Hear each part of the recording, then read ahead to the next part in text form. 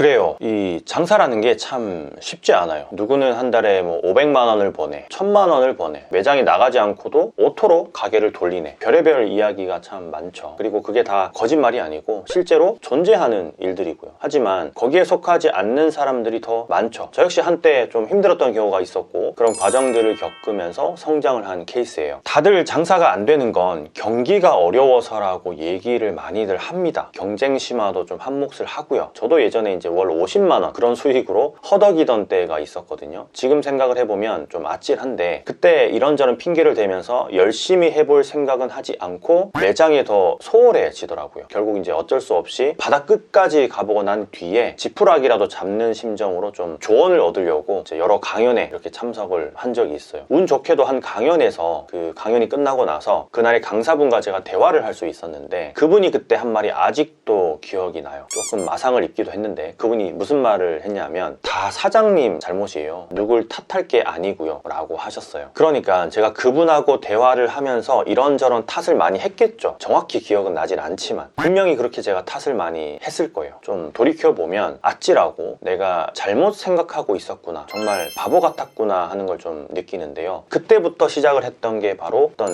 구조를 만드는 일이었어요. 그리고 이제 그 구조를 잘 만든 사람들을 벤치마킹하면서 매출이 실제로 V자 반등이 하게 됐고요. 혹시 무인양품은 90%가 구조다라는 책 보신 분이 있으신지 모르겠어요. 이 책이 2014년도에 나왔는데 지금까지 아마 한 20세 정도는 찍었을 거예요. 이제 이번에 새로 양장본이 나와서 이제 다시금 읽어보려고 하고 있고요. 이게 이제 제가 예전에 산 책인데 굉장히 좀 오래됐습니다. 이 책을 보면서 이런저런 핑계를 아예 다 접어버리게 된 계기가 되었는데 너무 제 자신이 좀 부끄럽더라고요. 핑계를 댔던 제 자신한테 말이에요. 이 책을 쓴 마쓰이 타다미스라는 분은 무인양품이 38억 엔 정도의 적자를 보고 있을 때, 그러니까 우리나라 돈으로 치면 한 340억 정도 그렇게 적자를 기록하고 있을 때 취임을 해서 2년 만에 무인양품을 흑자로 돌아서게 했어요. 물론 작은 가게를 운영하는 사람이 봤을 때는 이게 이제 감도 안 가는 금액이죠. 340억이라고 하니까요. 그런데 이거를 34만 원으로 생각을 해보면 좀 대입을 할 수가 있습니다. 그럼 마쓰이 타다미스가 2년 만에 어떤 식으로 340억 적자를 흑자 전환했냐 하면 바로 체질 개선을 실행을 한 거였어요. 체질 개선. 이게 어떤 말인지 좀 더 이해하기 쉽게 좀 말씀을 드려야 될 것 같은데, 쉽게 말해서 아까 제가 구조를 만들었다고 말씀을 드렸잖아요. 이 구조가 아예 없는 그런 상태로 일을 하다가 구조를 만들고 일을 하게끔 만들어 버린 거죠. 구조를 만들면 저도 그 구조 안에 들어가서 일을 하게 되고 직원이나 알바들도 그 구조 안에 들어가서 일을 하게 되는 거거든요. 물론 그 2년에 그 흑자를 전환했던 그 과정 안에 뭐 이런저런 일들이 많았겠지만 제가 보는 핵심은 구조였어요. 이 책에 나오는 게 거의 구조가 100%라고 봐도 무방할 정도로 구조에 대해서 굉장히 강조하는데, 구조라는 놈은 도대체 뭘까요? 이게 참 재밌는 건데, 저도 이제 돌이켜보면 힘들었을 때 그 과정을 이겨낼 수 있었던 게 이제 구조였는데 그때는 몰랐지만 지금 생각을 해보면 구조라는 게 진짜 정말로 중요하다. 이거 없이 일을 한다는 건 말이 안 된다 라고 생각을 할 정도로 구조 없이 일을 한다는 건 고삐 없이 그냥 뛰어다니는 야생마의 느낌이라고 좀 표현을 하고 싶어요. 마쓰이 타다미스는 취임 후에 107개나 되는 그 무인양품 전 지점을 다 돌면서 우선 문제 파악을 먼저 했어요. 문제가 뭐 뭔지 알아야 구조를 짜든 무언가를 뭐 지시를 하든 할 거 아니에요. 그래서 이제 다 돌아다니고 나서, 그리고 나서 이제 진행한 게 매뉴얼을 만드는 작업이었어요. 구조를 만들기 위한 매뉴얼 작업. 지금 보시는 이 자료들이 다 무인양품에서 사용하는 그런 매뉴얼들인데요. 책에 보면 이제 여러 장의 매뉴얼이 나오는데 이런 매뉴얼이 무려 8,000페이지가 넘게 있다고 하더라고요. 미친 거 아닌가요? 8,000페이지. 그러니까 현장에서 사용하는 이제 일명 무지그램이라고 부르는데, 이 무지그램이라고 하는 매뉴얼이 2,000페이지, 그리고 이제 지점에서 사용하는 게 아니고 본사에서 사용하는 업무 기준서가 6,000페이지.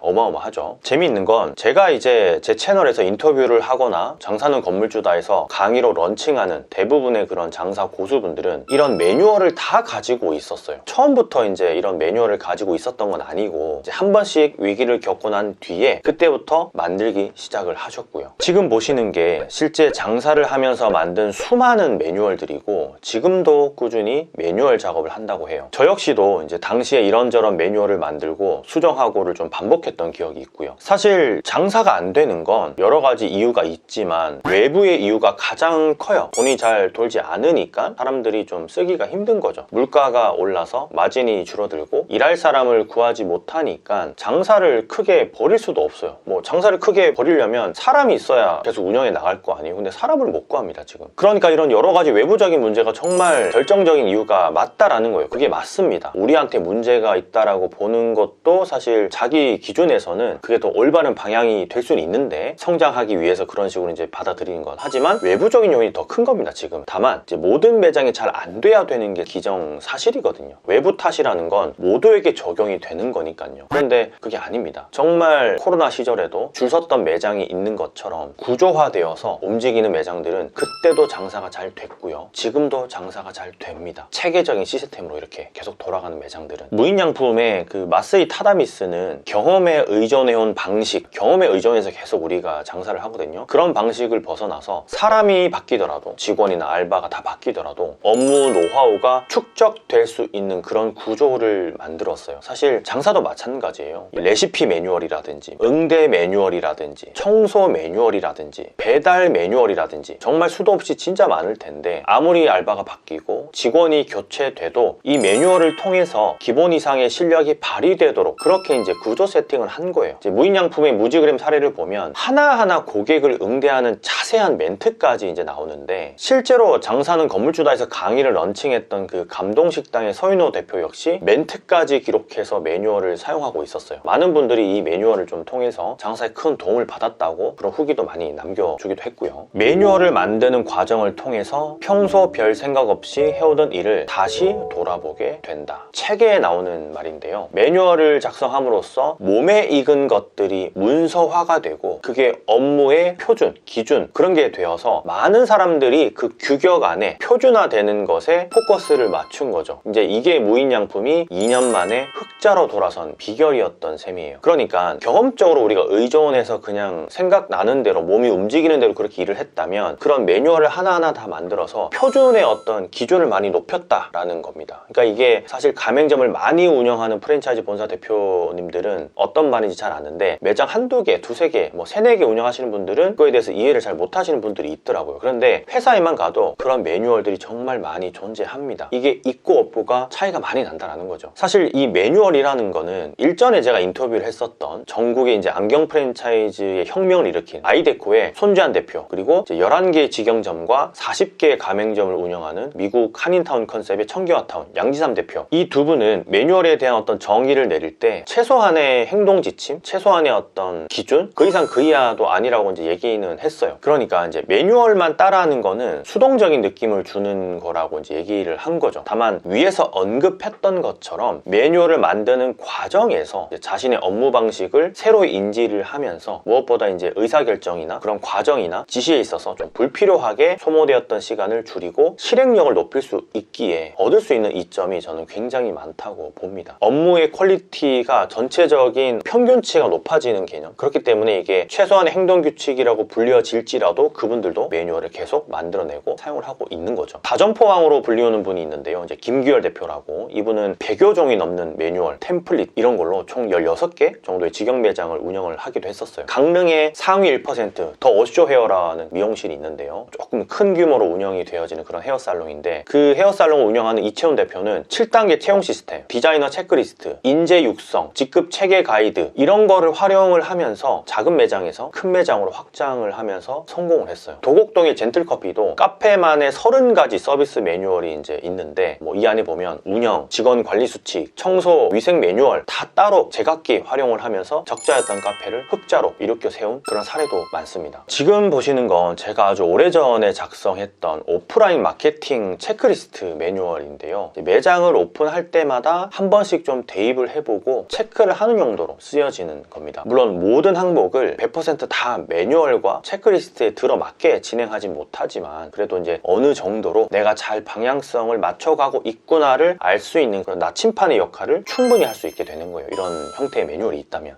만약 여러분들이 이제 여러분 혼자만의 어떤 노하우라든지 관점이라든지 뭐 인사이트, 통찰, 방식들 이런 것들을 비정기적으로 우리 알바나 직원한테 그때그때 떠오를 때마다 상황이 발생할 때마다 수동으로 공유를 하고 지침을 주고 가르치고 있다면 지금부터는 진짜 한번 매뉴얼을 만드셔야 될 때예요. 남의 매뉴얼을 가져다가 이제 쓰는 것도 물론 방법이긴 한데요. 이제 이게 남의 매뉴얼을 가져다가 그대로 쓰게 되면 분명히 문제가 발생하고 우리 매장하고 잘 안 맞습니다. 그렇기 때문에 본인만의 우리 브랜드와 어울리는 그런 매뉴얼을 좀 더 수정해서 만드시거나 뭐 양식이나 폼은 가지고 오더라도 그렇게 수정해서 만드셔서 한번 사용을 해보시면 좀 좋을 것 같아요. 그렇지 않으면은 평생 진짜 똑같은 제자리에서 우리가 다람쥐처럼 일할 수밖에 없는 그런 구조를 내가 스스로 만들어 놓고 일을 하는 거예요. 그때그때 떠오를 때마다 그냥 지시하고 지침을 해주고 상황이 발생할 때마다 계속 똑같은 이야기를 반복해야 되니까요. 이 무인양품이 적자로 돌아선 것 역시 이제 임원진들이 죄다 타성에 젖어서라고 저는 판단을 하는데 책에도 약간 그런 식으로 나오고요. 우리 작은 매장도 사실 그렇습니다. 타성에 젖으면 분명히 매장이 하락할 수밖에 없어요. 추락할 수밖에 없습니다. 매출 자체가. 무엇부터 해야 될지 모르겠다라고 하신 분들이 많아서 그냥 제가 아주 심플하게 첫 단계를 어떻게 밟으면 되는지 좀 말씀을 드리고 싶은데 매장에서의 매뉴얼은 여러 가지로 나눌 수 있는데요. 제가 진짜 초보자한테 추천하고 싶은 항목은 그러니까 아무런 매뉴얼 없이 그냥 운영되어지고 있는 매장일수록 응대 매뉴얼부터 한번 만들어 보시면 좋아요. 응대 매뉴얼이라는 게 크게 나누면 이제 세 파트입니다. 손님이 매장에 들어와서 의자에 착석 후에 메뉴가 서빙되기 전까지 들어올 때 뭐 인사를 하고 자리 안내하고 뭐 이런 게 되겠죠. 또 두 번째는 서빙이 되고 나서 음식을 다 먹고 계산하고 나가기까지, 그러니까 뭐 음식을 먹을 때 중간에 무슨 접점이 있다라든지 계산할 때 무언가 멘트가 나간다든지, 그리고 마지막으로 이제 손님이 컴플레인을 할 때 이렇게 세 단계로 나뉘어집니다. 그러니까 처음부터 모든 어떤 매뉴얼을 작성을 하려고 하면 힘드니까 어떻게 그냥 인사를 할지, 자리 안내는 어떤 기준을 따를지, 뭐 메뉴판을 드릴 땐 어떤 멘트를 할지부터 정하시면 돼요. 편한 데 앉으세요 라고 이제 이렇게 하는 멘트는 버리고요. 이거는 그냥 그때그때 우리가 할 말이 없어서 하는 멘트잖아요. 어떤 느낌인지 아시겠죠? 무인양품은 90%가 구조다. 이 책에는 규칙을 정한다는 큰 메시지가 있긴 합니다. 그렇다고 자유를 박탈하는 건 아니에요. 오히려 기준이 없는 매장보다 기준이 있는 매장을 선호하는 직원, 알바들이 훨씬 많고요. 그러니까 기준 없이 움직이는 매장을 오히려 안 좋아하는 사람들이 더 많을 수 있다는 거예요. 오히려 그런 기준이 있을 때 일하는 사람들 입장에서는 더 편하거든요. 그 기준을 따라서 지키면 되니까. 아시겠죠? 자, 여러분, 끝으로 이제 장사가 안 되는 거 다 내 탓으로 우선 먼저 생각을 해보는 그런 관점 진짜 필요합니다. 그래야 이런 매뉴얼도 만들고 뭐라도 좀 실행하게 되어 있거든요. 물론 뭐 외부 탓이 더 클 수도 있습니다. 그럼에도 불구하고 내 탓으로 한번 생각해보는 거 그거 진짜 중요합니다. 외부 탓으로만 좀 돌리다 보면 신세 한탄의 늪에 빠지거든요. 그리고 계속 거기서 허우적됩니다. 어떤 책을 읽어도 눈에 들어오지도 않고요. 이런 영상도 사실 필요가 없습니다. 자, 여러분, 앞으로도 어떤 책이든 인사이트 넘치는 컬럼이든 제가 장사와 대입해서 계속 알려드리고 떠먹여 드릴 테니까 구독과 좋아요 부탁드리고요. 오늘 영상에서 느낀 점을 댓글로 꼭 한번 남겨봐 주세요. 그래야 우리 머릿속에 기억에 더 오래 잔존해 있거든요. 이런 내용들이. 단기 기억 장치에서 그냥 휘발되게 놔두지 마시고 장기 기억 장치로 옮겨서 영상을 보더라도 꽤 오랫동안 내 머릿속에 남게끔 해서 좀 메타인지를 좀 높이는 그런 작업들을 댓글로 해주시면 좋을 것 같습니다. 메타인지 높이고 작은 것부터 실행에 옮기시면 분명히 변화가 있을 겁니다. 그럼 구조를 만들어서 이 위기를 꼭 이겨내시길 바라면서 오늘 영상 마칠게요. 제 추천 영상이 뒤에 이제 나오니까 그것도 같이 보시면 좋을 것 같아요. 자, 건프로였습니다. 들어갈게요. 감사합니다. 추천 영상도 한번 같이 보세요.